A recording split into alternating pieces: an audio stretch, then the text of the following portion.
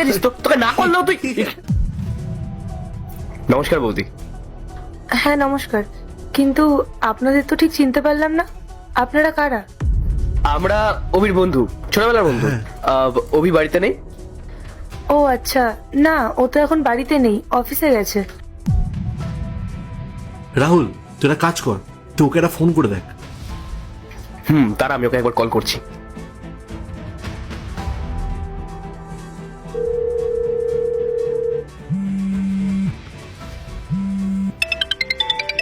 Rahul, hello. হ্যাঁ রাহুল বল, কেমন আছিস? আরে আমি তো একদম ফাটাফাটি, তুই বল তোর কি অবস্থা? আর আমিও ভালো আছি রে, তোদের সাথে কতদিন দেখা হয় না, তোদের খুব মিস করি। আরে আমরাও তো তোকে মিস করছিলাম, সেই জন্য থাকতে না পেরে সোজা তোর বাড়িতে চলে এসেছি। কি আমার বাড়িতে? কি বলছিস তোরা, সত্যি বলছিস? আরে একদম সত্যি। আচ্ছা তুই আগে বল, তুই অফিস থেকে কখন ফিরবি? তোরা এক কাজ কর, ঘরে গিয়ে বস আর তোদের বৌদির সাথে গিয়ে দেখা কর। আমি ঠিক 30 মিনিটের মধ্যে চলে আসছি, তোরা কোনো চিন্তা করিস না। আরে বৌদির সঙ্গে দেখা হয়ে গেছে। শোন, তুই ততক্ষণে আয়, আমরা একটু বাইরেটা ঘুরে দেখে আসি। তোর টেনশন নিতে হবে না, তুই আয় তাড়াতাড়ি। ঠিক আছে, আমি আসছি। আচ্ছা ঠিক আছে, তাড়াতাড়ি আয়। অভি কি বললো? বললো আর 30 মিনিটের মধ্যেই চলে আসবে। ও আচ্ছা, খুব ভালো কথা। তাহলে আপনারা ভেতরে আসুন না, আমি আপনাদের জন্য চা কফি বানিয়ে দিচ্ছি। না না বৌদি, তার কোনো প্রয়োজন নেই। অভি আসুক, ততক্ষণ আমরা বাইরেটা চক্কর মেরে আসি। আচ্ছা ঠিক আছে। হ্যাঁ ঠিক আছে, চ।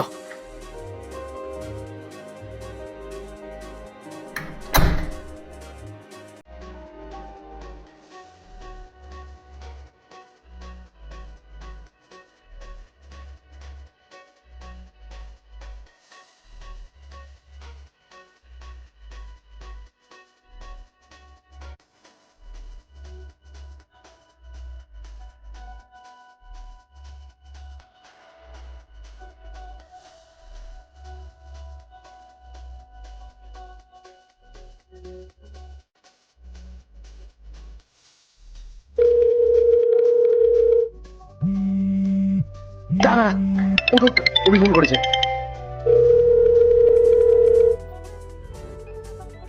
হ্যালো, হ্যাঁ কোথায় তুই?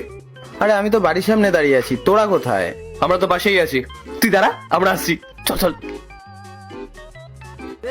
ভাই অভি, কেমন আছিস ভাই?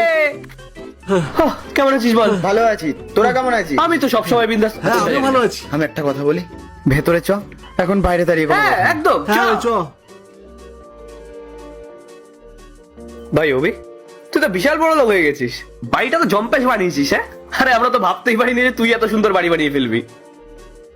সত্যি রাহুল, একদম ঠিক বলেছিস। এটা বাড়ি তো নয়, মনে হচ্ছে রাজপ্রাসাদ। সত্যি ভাই, দারুণ করেছিস। ধর পাগল, ওই সমস্ত কিছুই না, সবই ভগবানের কৃপা। তাই ভাই, বড়লোক হওয়ার সঙ্গে সঙ্গে তো বিয়েটাও করে ফেললি। আর আমাদের মতো পুরনো বন্ধুদেরকে তো ভুলেই গেছিস হয়তো। না রে ভাই, সেরকম কোনো ব্যাপার না, বিয়ে করেছি বলে তোদের ভুলে যাব? আচ্ছা একটা কথা বলতো, সবই তো বুঝলাম, আমার বিয়েতে তোরা এলি না কেন? আমি কতক্ষণ ধরে ওয়েট করে বসেছিলাম তোদের জন্য। আসলে অভি, তোর বিয়ের কিছুদিন আগেই হঠাৎ করে আমার মার শরীরটা খারাপ হয়ে গেছিল। তখন হসপিটাল আর ডাক্তার সবকিছু ম্যানেজ করতে করতে এমন ভাবেই দিশাহারা হয়ে গেছিলাম, কি আর বলবো তোকে। ভেবেছিলাম সে তোকে জানাবো, তারপর পরক্ষণেই মনে হলো তোর জীবনের সব থেকে বড় আনন্দের মুহূর্ত চলছিল। সেই সময় যদি আমি তোকে ওই খারাপ সংবাদটা দিতাম, তাহলে তোর মনটা খারাপ হয়ে যেত। ওই কারণেই বলা হয়নি। ভেবেছিলাম পরে যখন তোর সঙ্গে দেখা হবে তখন তোকে সবকিছু খুলে বলবো। তোর বিয়েতে আসতে পারিনি, তার জন্য সরি। আরে ভাই, তুই সরি বলছিস কেন? মা বাবার চেয়ে তো বড় কিছুই হয় না, তাদের বিপদে পাশে থাকাটা সবার আগে দরকার। তুই একদমই ঠিক কাজ করেছিস রে। আচ্ছা ইন্দ্র, রাহুল নয়ের মার শরীর খারাপ ছিল তাই আসতে পারেনি, কিন্তু তুই আসিসনি কেন? অভি, সেই সময় ইন্দ্রই আমার পাশে ছিল রে। ও 3 রাত এক করে আমার সঙ্গে ছিল। সত্যি রে, সেই সময় ইন্দ্র যদি আমার পাশে না থাকতো, তাহলে হয়তো মায়ের ওই কঠিন পরিস্থিতিতে আমি নিজেকে সামলাতেই পারতাম না। দেখ অভি, তুই আমার ছোটবেলার বন্ধু, আর রাহুল হলো আমার প্রাণের বন্ধু। তোর বিয়েতে আনন্দ করার জন্য আশেপাশে অনেক লোক ছিল, কিন্তু রাহুলের বিপদের সময় ওর পাশে ওকে ভরসা দেওয়ার মতো আর কেউ ছিল না, শুধু আমি ছিলাম।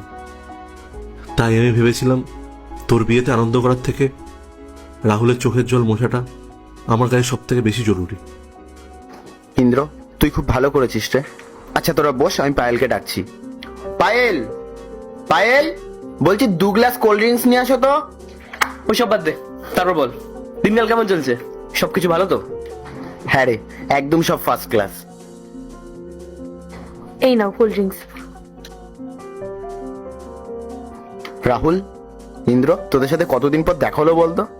আজ কিন্তু তোদের বৌদি তোদের জন্য চিকেন বিরিয়ানি রান্না করবে, তাও আবার স্পেশাল। হ্যাঁ, ও কিন্তু দারুণ রান্না করে, তোরা খেয়ে পাগল হয়ে যাবি।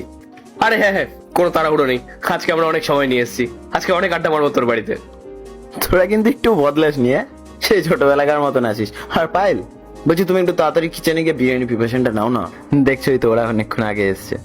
আচ্ছা ঠিক আছে, আর যদি বিরিয়ানির সাথে আরো অন্য কিছু খেতে ইচ্ছা করে তাহলে আমাকে বলো, আমি বানিয়ে দেবো।